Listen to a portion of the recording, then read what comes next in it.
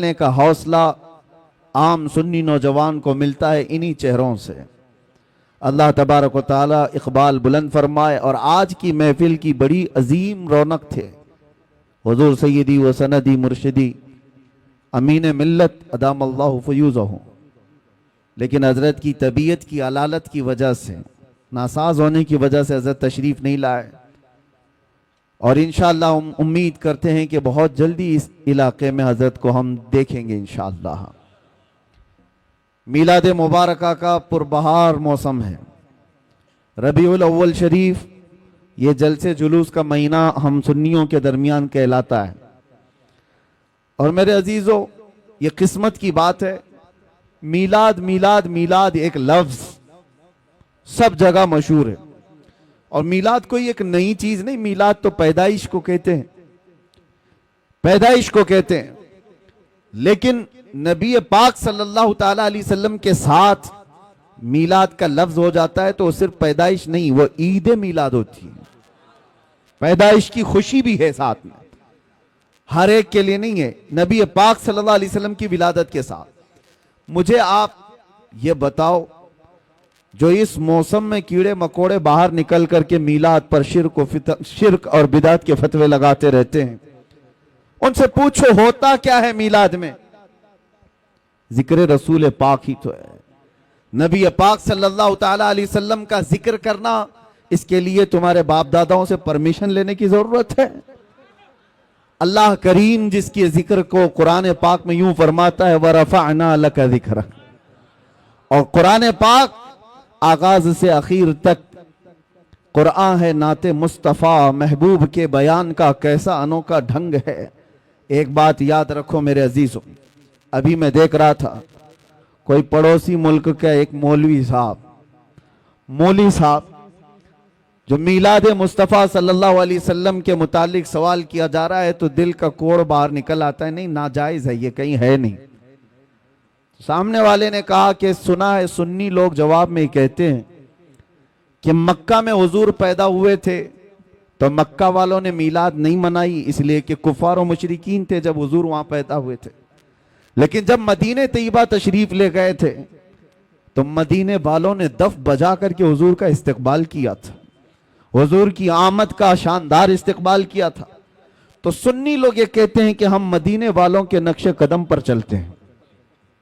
مولوی صاحب نے کہا میاں یہ تو ایک ایسی ہی بات ہے، پھیلائی ہوئی بات ہے، میں ان لوگوں سے کہتا ہوں کہ مدینہ طیبہ میں حضور ایک بار آئے تھے، ایک بار استقبال ہوا، کیا ہر سال تھوڑی نہ ہوتا ہے؟ حضور پیدا ہوئے ایک سال تو کیا ہر سال تھوڑی نہ منائی جاتی ہے؟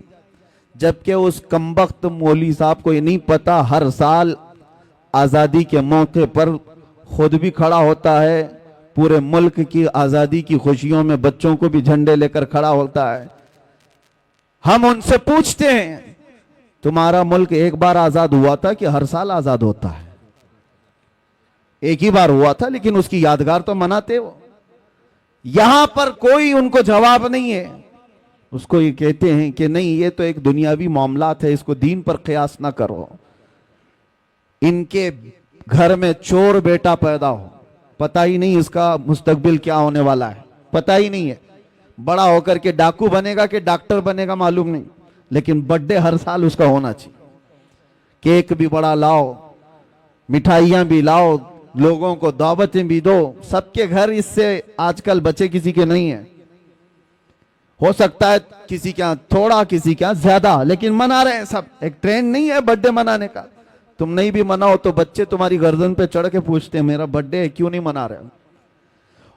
وہ بچوں کو آج میں یہ تعلیم دینا چاہتا ہوں کہ اللہ نہ کرے تمہارے ہاں کہیں پر بھی یہ سڑن اگر آ گئی جو حضور کی میلاد پر یہ کہتے ہیں ایک ہی سال حضور تشریف لائے تھے، ہر سال کیوں؟ تو اپنے باپ سے بھی کہو میں ایک ہی بار پیدا ہوا تھا، ہر سال برتھ ڈے کیوں؟ ہر سال کیوں؟ میرے عزیزو، جس کا فیوچر معلوم ہی نہیں یہ کیا ہونے والا ہے، اس کی خوشیاں مناتے ہو، اور جو محبوب رب العالمین ہے، جس کا آنا یہاں پر برکت ہے اور جس کا رہنا یہاں رحمت ہے، اور اس کے آنے کے دن کو ہم یادگار نہیں منا سکتے؟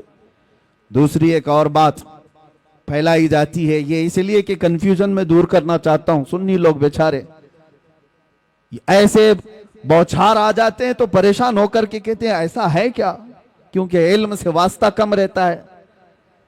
لیکن سوشل میڈیا پر آج کل آپ زیادہ ایکٹیو ہیں، تو ہم بھی چاہتے ہیں کہ اسی طرح سے آپ کو جواب بھی پروس دیا جائے.